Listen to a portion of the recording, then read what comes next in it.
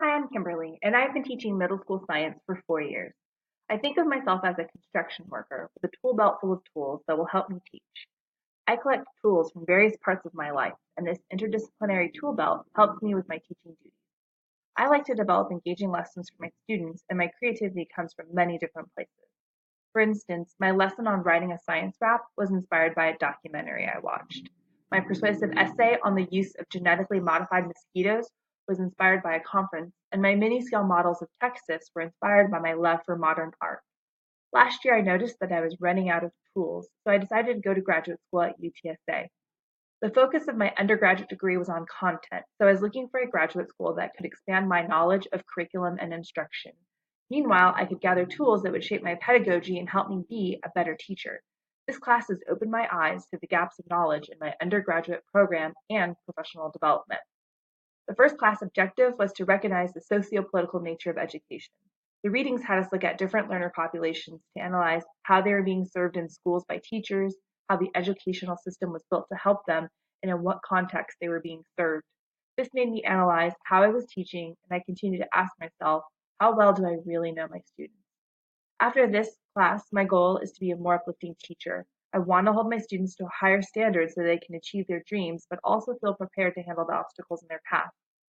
The second class objective was to explain key aspects of foundational theories in interdisciplinary learning and teaching. The readings from Module 2 really brought to my attention the many benefits of an interdisciplinary education.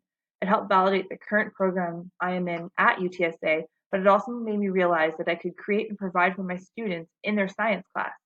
I can incorporate other subjects and make cross-references to show them how connected all subjects really are. My goal is to create an integrated project for my science class that incorporates music, history, and writing. The third class objective was to understand key themes in diverse educational contexts. The readings made me rethink my style of teaching and the resources I was using. Too often I rely on methods that have worked for me, expecting similar results in my students. I realized that there are different factors for each of my students' education and development. I need to identify the factors that will help them make connections. I also need to use learning theories that will help them show growth. The fourth class objective was the application of key theories in diverse learners. I was familiar with most of the learning theories in the modules, but I never really stopped to analyze how I could use them in my class. The reflections made me think about the application of each theory in my class. The learning theory app helped me look closely at how I was going to break down the steps of Vygotsky's constructionism and use it for a group project. The professional development helped me take a closer look at LGBTQ students in my class and how I could use a theory to inform others to be better and more considerate teachers. One of the first objectives in class was to recognize the socio-political nature of education. The socio-political nature of education starts with social justice for all minority students. The idea of the education debt from Gloria Ladson-Billings' article From the Achievement Gap to the Education Debt states that it's not just about white students doing better at tests, it's about the different ways throughout history that African American cultures were denied a platform in curriculum.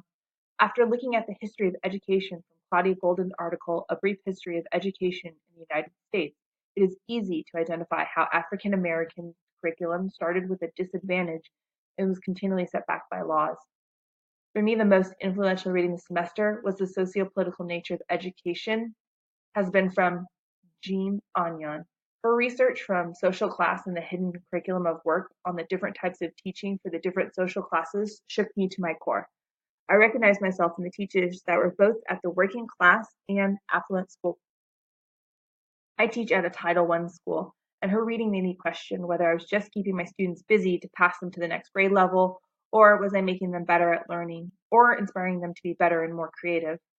I also feel that Paulo Freire's pedagogy of the oppressed is still relevant to what is currently happening in politics.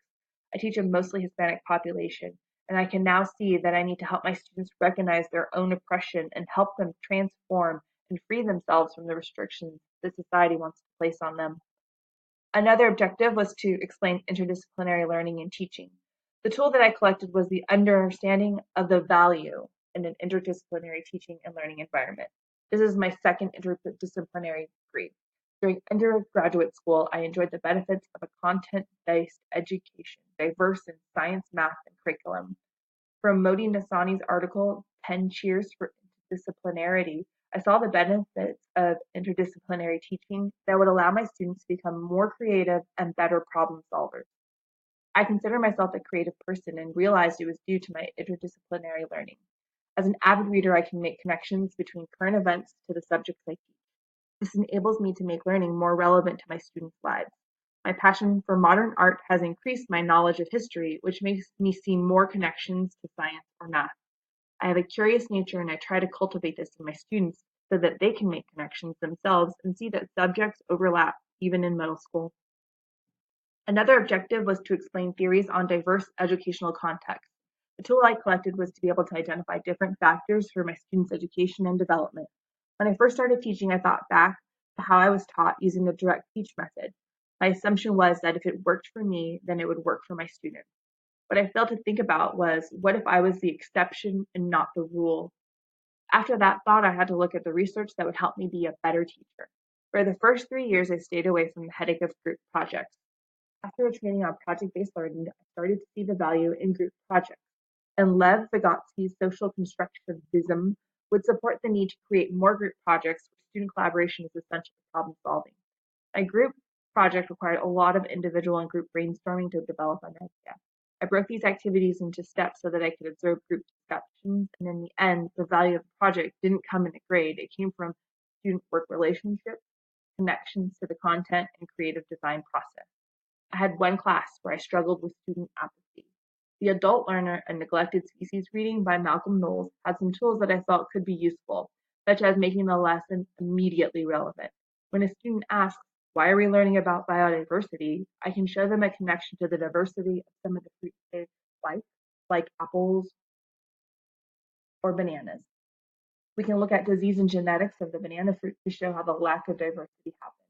I can also see that my students are working towards self-directing and some need guidance and practice. If I offer more menu choices for assignments, they can practice self-directing. As they work to complete a project, they can develop checkpoints to show they are progressing.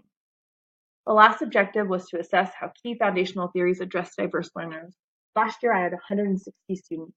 Some students came with labels such as English language learner, autistic, dyslexic, above grade level reading, dysgraphia, or gifted. As a middle school teacher, I automatically made connections between the readings and my students. I also have a toddler and I plan to teach at the college level. I started to think about the different groups of students these readings could apply to outside of a middle school setting. As a mother, I can see the development of my child as she moved from Piaget's sensory motor stage to the pre-operational stage of cognitive development. In one moment, we're playing peekaboo, and the next, she is telling me a story in complete sentences. As a middle school teacher, my students are moving between concrete and formal operational stages as they start to tackle abstract ideas in the classroom. I can see lights come in on their head when they tackle a difficult topic. I want to light their learning lamps, and I must be mindful of their differences when I differentiate their lessons. The reading had me look at other diversities that my students have and what I could do to address those needs. From Anyan's article, I began to think about the differences in my students' population that lead me to teach them differently. I had to look at the different educational experiences of the students in my class.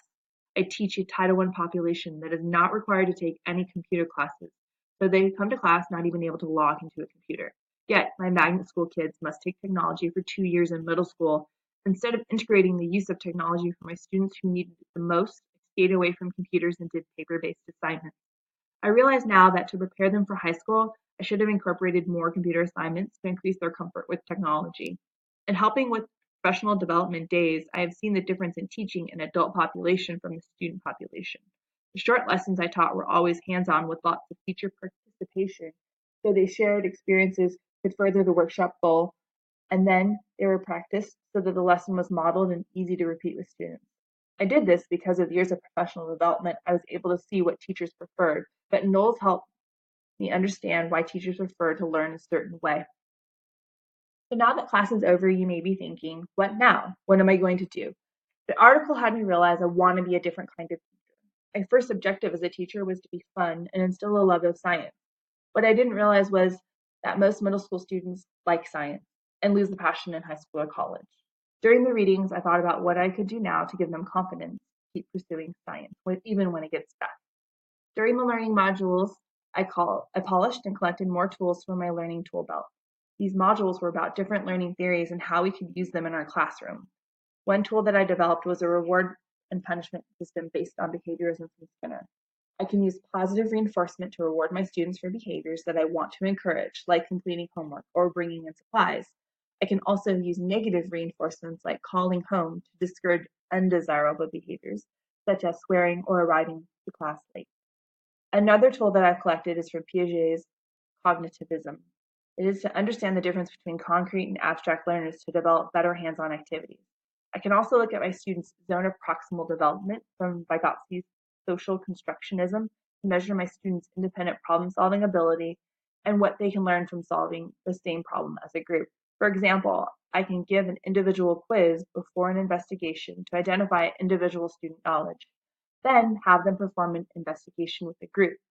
Afterwards, they work together to answer a group quiz. I can measure the before and after quiz grades to see if the students' learning increased.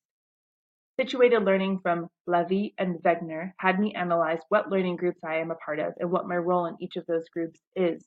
I am naturally introverted, so I start off in the peripheral of groups, and I gain confidence over time to become more of a leader with the experience I have gained along the way. After reading Paper's constructionism learning theory, I realized that my class needs more inquiry-based assignments. I need to develop new lessons so that the connections they make are from a hands-on process rather than a read, write, memorize process that became overused last year. The readings and artifacts in this class have helped me develop my classroom tools so that now I have a brand new tool belt with tools and new ways to approach student learning. Thank you for listening. Please see a list of references at the end of this for the articles I read, and please take the time to read a few if you're interested in how you can be a better teacher.